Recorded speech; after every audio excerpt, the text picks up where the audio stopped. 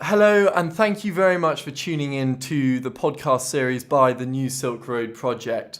I'm your host today, Charles Stevens, the founder of the New Silk Road Project. This series is dedicated to understanding and raising awareness of one of the most important development strategies of the 21st century, China's Belt and Road Initiative. The centerpiece of the New Silk Road Project, an initiative supported by Jeep, CSIS, Magellan Capital, the University of St Andrews and Shira, was to travel the course of the Silk Road economic belt from London to Yiwu in eastern China, interviewing the key actors and academics along its course. We will have to apologise in advance for some of the tangential moments in this podcast series, and also the variable quality of audio footage. We do hope this series sheds important light into China's growing global presence and the significant changes taking place across Eurasia. The new architecture of Baku, Azerbaijan, is pointing towards the way in which the country wants to be perceived. And the same is true of the Belt and Road Initiative for China. This was a discussion we had with Anar Valiyev, Associate Professor at ADA University in Baku. He told us about the attempts to link Azerbaijan not just west, where it has historically looked, but also towards the steppe and east, into Central Asia and to China.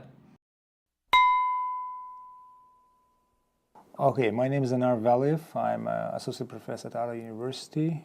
I graduated from public policy, was public policy major from Indiana University in Bloomington. Then I got my PhD from University of Louisville in Kentucky, also in urban and public policy. By profession, I'm an urbanist. And I spent 1 year as a postdoc in Czech Republic back in 2007-2008. Then I joined ADA University in 2008, and for the last 10 years I'm here. So actually yesterday was exactly 10 years I'm here. Last year in 2016-2017 I was a Fulbright scholar at Johns Hopkins University. So I'm back over here. And I think one of the papers that you've written for a US university, I think it was George Washington, was about the Silk Road and Azerbaijan's position on it.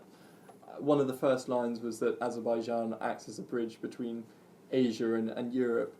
In what ways does Azerbaijan act as a bridge? Well, Azerbaijan wants to act as a bridge between East and West in a simple way that Azerbaijan is a country geographically located in a very favorite location. It's right on the southern borders of the Caucasus Mountain and has access to the Caspian Sea with pretty much, comparatively to other countries, developed infrastructure. So what Azerbaijan is trying to do is to drag certain amount of the transportation of the goods passing between Europe, EU, and China and India through its territory, and just to gain money from that perspective. And has its position in this changed at all since the country became independent? Well, definitely, because when we were the part of the Soviet Union, we never thought about that, and we were not allowed to think about that. There was no kind of the case of that. So once Azerbaijan became independent, that was kind of one of the pushing factors for Azerbaijan to invest a lot of money into the infrastructure in order to attract as much as possible international partners, traders, in order to show them that we are transport hub and transport kind of the territory through which you can just transport anything and whatever you want through the country. And links with Central Asia, of course, are important. What attempts have there been thus far to establish them, and how much success have you had in this relationship? Well, the first attempt was back in 1990s when the European Union and actually Europe was launched Trafficker project, transport corridor, Central Asia and the Caucasus, and that allowed us to just get into the closer relations with Central Asians, unification of tariffs, unification of certain type of the dues and taxes, bringing together infrastructure of all the countries. So it helped Azerbaijan a lot to divert certain type of the amount of the oil, especially oil transportation through Azerbaijan to Georgia and then further to Europe. Unfortunately, majority of the products that they were transported on this corridor was only oil or oil products. There was nothing more than that. I mean, there was, I would say, majority of them. I mean, some of them could be cotton from Uzbekistan, could be grain from Kazakhstan, but still, the competitive advantage of these countries was the oil and gas. So oil was a major commodity that was transported through the TRACEA project. And the Kaz-Tbilisi-Baku line is, or at least one of its purposes, is to try and diversify this role. And after it being long awaited, it is finally completed. What is your assessment now that it's up and going? A lot of things will depend how much they will use it, on which perspective they will use it. Because the road is there, it's possible to launch it, but the matter is further infrastructure of this project. So, as you know, that when you transport certain type of the good commodity from China or India to Europe, the cost doesn't matter much. What matters much is predictability, and whether in time it will be delivered to the consumer. For example, if you're sitting in Germany or in St. Andrews and you order it from Alibaba, I don't know, some camera, and they told you they will deliver in 1 week, so you want it to be exactly in 1 week or earlier. You don't want it to be two weeks. And if this kind of the camera is transported through Azerbaijan, and in some way in the middle of Azerbaijan there is certain type of the, I don't know, custom officer doesn't let your train to pass through, or certain type of infrastructure doesn't allow you, then this next time nobody will transport this kind of product through you. So the case is how it depends how much we will be able to provide the security, and not only Azerbaijan. We're talking about Kazakhstan. We're talking about Caspian Sea transportation. We're talking about Azerbaijan, Georgia, Black Sea, and then once it's in Europe, it's a much better situation. So we're talking about the link between Georgia, Azerbaijan, Kazakhstan, or Turkmenistan, and Caspian Sea. Whether this kind of the distance can be faster than China, Russia, London type of the link. And on the discussion about the South Caucasus, it acts as a key synapse in what has been branded as the Middle Corridor, and despite the fact the Middle Corridor being made up of many more countries than the Northern Corridor through Russia, do you think, given the various customs processes that have to be gone through with the number of countries that the Middle Corridor incorporates, it's really a viable route?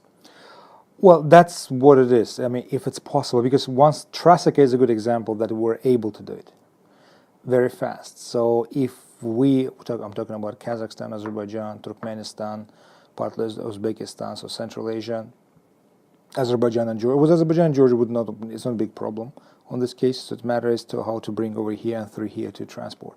So once you just organize or arrange that it's coming fast, it's possible.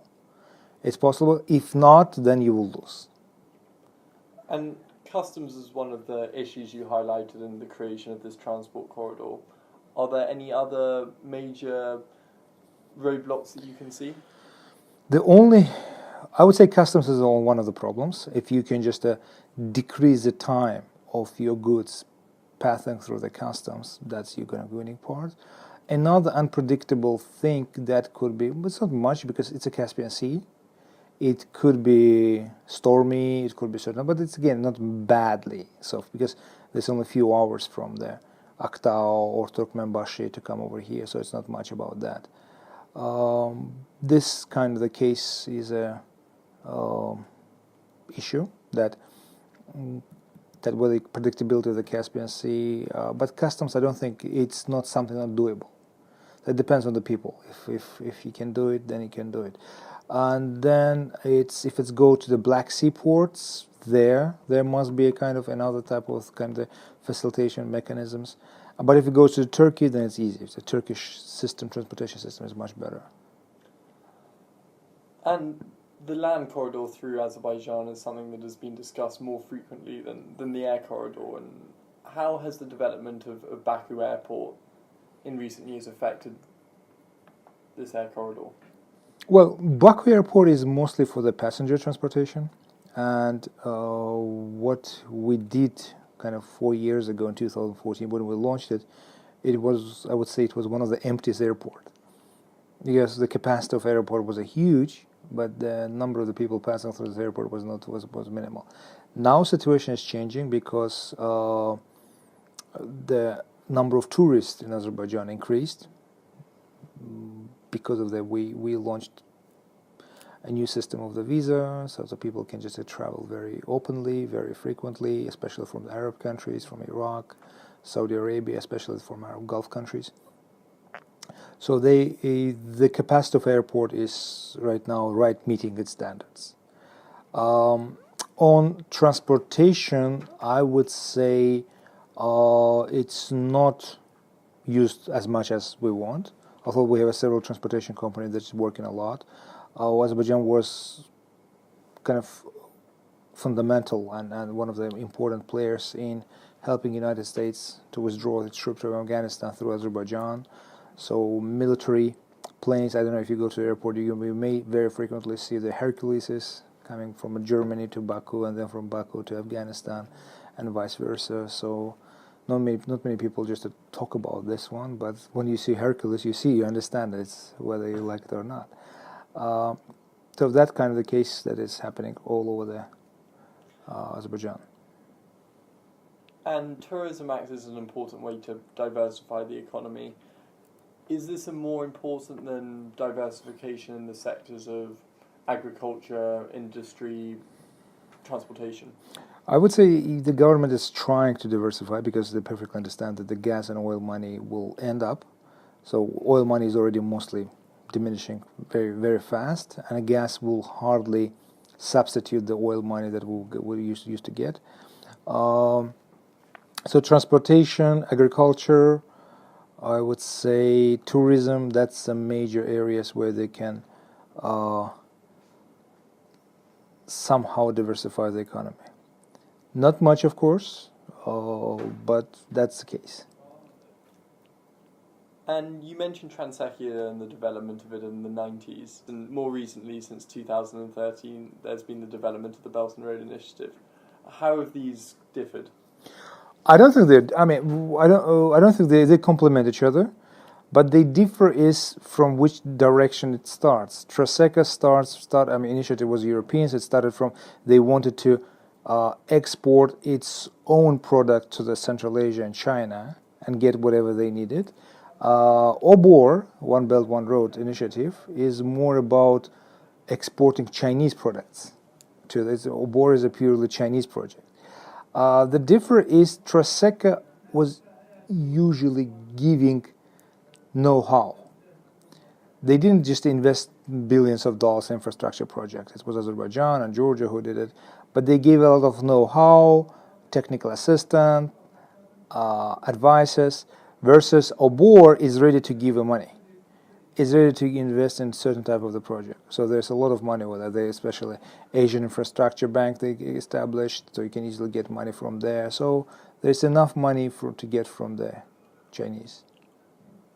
And given the establishment of the Eurasia Economic Union, what does a strengthening North-South Corridor via the Astara rail bridge bring to Azerbaijan? I think Eurasian Economic Union, I don't say it doesn't have anything to do with the transport corridor, but transport corridor north-south that we're talking about, that's India, China, India, Iran, Azerbaijan, and Russia, and then further to Europe, right? Of course, but in terms of the reference to Eurasia Economic Union, it provides a more cohesive block and ease of transportation via the Northern Corridor.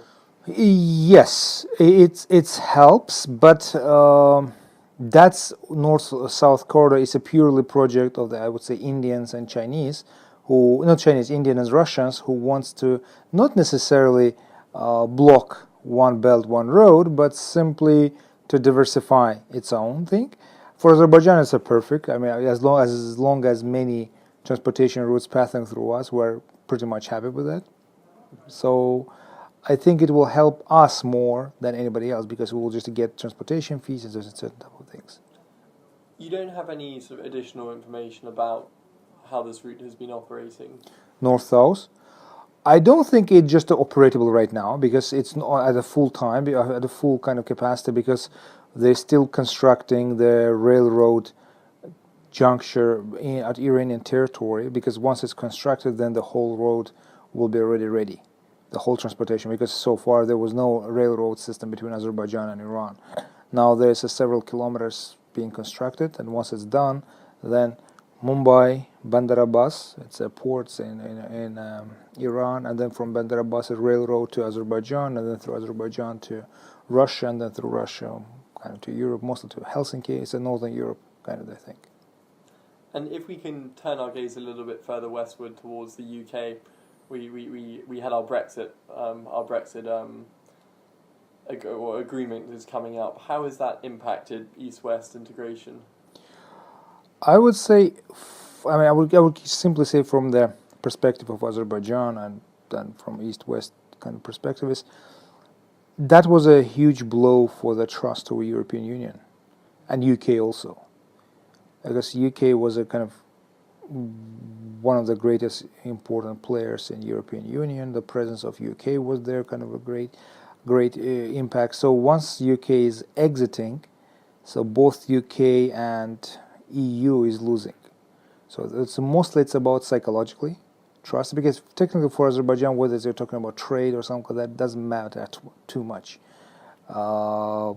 We still continue having the British companies over here, so on and so forth. But mostly it was kind of the matter of trust and the matter of the importance of EU or Britain to this project, because Britain alone would be not kind of strong enough to do anything, and European Union will be weakened by Brexit. So that's kind of the problem I see. I couldn't help but notice when I was looking at one of the sort of advertising brochures for the Port of Baku yesterday that Britain was highlighted as, or the UK and London, it was highlighted as the western terminus of this sort of Eurasian transportation network. It wasn't Rotterdam or Duisburg, for example. Does that point towards a strong Azerbaijan-UK relationship? I would say yes, because the Britain for us is a kind of one of the most important partners from EU, both from perspective of that Britain was and is all the time biggest supporter of Azerbaijan, whether on international arena, economically, politically, culturally, not Netherlands, not France, not Germany, but mostly it's Britain. And for East-West integration, is it political, economic, or cultural ties which are most important, if you can highlight one? For Azerbaijan, it's mostly, I would say, for the East, we look from perspective of the pragmatism and the money. For the West, we also look for the money, but with matter of identity also. We still consider, whether Europeans like it or not, Azerbaijani consider themselves Europeans. So if you want to insult Azerbaijani, call him Asian, and he will be really insulted because he simply says, I'm a European. I'm more European than anybody else. But they want to be part of Europe. If you look at this, what's the kind of the majority of the students go to study, I would say 90% goes to United States or European countries, especially to Germany. UK is very expensive to go, but still, rich kids goes over there. Asia, not many people go there. Russia, forget about that. Not many people want to go there. So it's mostly Europe. So that we see our future with Europe. How has this developed though? Because it's perfectly striking to all of us when you walk around Baku. Western architecture and sort of allusions to a Western legacy is very evident. I'm not really aware of the history, so where's that come from? Well, if you look at this, in 1849, 48, 49, when the first industrial oil was drilled in Baku, it's the first time in the whole history. And 2 years later, it was in Pennsylvania, in the United States. Baku was actually a village. It was nothing. Not a village, I would say it's kind of castle. So the oil brought everything over here. And it helped to create the class of millionaires who got the money, and they began to construct certain type of the houses or the buildings that is similar to the Europeans. They brought European architects, engineers. So if you walk in the streets of Baku, especially near the old city, you'll see magnificent Baroque, Rococo style type of the building that was constructed back in early of 20th century or end of the 19th century. It's exactly the same building that you'll find in Germany, in Poland. So it's typical Gothical style, could be Rococo style. So that's what's kind of happening. Then the Soviets came and they brought with the ugly constructivism type of the buildings, kind of the mostly on constructing of the housing, 5th floor, Khrushchevkas, 9th floor, kind of ugly building. Now we're destroying those buildings and building in other boxes, kind of skyscrapers. But with certain places where you would go, there's a lot of buildings with the modernist kind of traditions. If you look at the Hayder Leaf Center, for example, I don't know whether you've been there, go there. It's a very, very magnificent place. If you look at the airport, if you look at this university, you see a lot of glassy, a lot of kind of the wave type of the architecture, typical to the postmodernist type of things. So this type of the building you will see. And even the new buildings, like an elite type of the buildings that are constructed in Baku, they constructed with a vision that is very close to those buildings that were constructed in the early 20th century, with the domes, with a certain type of the kind of the architecture similar to that years. What does that say about how Baku in Azerbaijan wants to be perceived? That's a really interesting question, because we're still struggling on that. Actually, my articles I'm writing about this, whatever the government is doing, trying to just build European identity. It depends. It depends what we want to show the rest of the world, that, especially to Europe, that we are not inferior. We are a country with a great history, great culture, cuisine, and everything. So treat us as similar to as you treat everybody else. So we are not inferior to the rest of the people. And if you want to be asked to be part of it, we're really happy, because we want to be a part of Europe. Whether we accept certain values of European Union or Europe, that's another thing. So in this kind of the way, tricky a little bit. We don't want to accept many values, but we want to be part of the European Union. That's kind of the policy. We want to be part of Europe, and whenever they can. Where's Azerbaijan? 99% say it's Europe, and they will try to prove you that actually Caucasus is a border of Europe, and we're right on the Caucasus. Interesting. But of course, the Belt and Road Initiative is something that Azerbaijan has bought into, and given that a relationship with China is, of course, something that is likely to develop in coming years. Given this, how has public awareness and perceptions of China, mainly in your academic community, but if you're able to talk about it broadly, changed? Honestly, I mean, say the idea of OBOR, on just transportation links, it's only in the minds of the governmental agencies and the people who are working on that. Biggest majority of the population, I wouldn't say not aware of that, but they not much care about this. It doesn't affect their lives too much. So if I say that OBOR, because if we're talking about purely about transportation, the goods, it's nothing. So you will just transport, you will get, I don't know, $50 million, $100 million per year. This is nothing.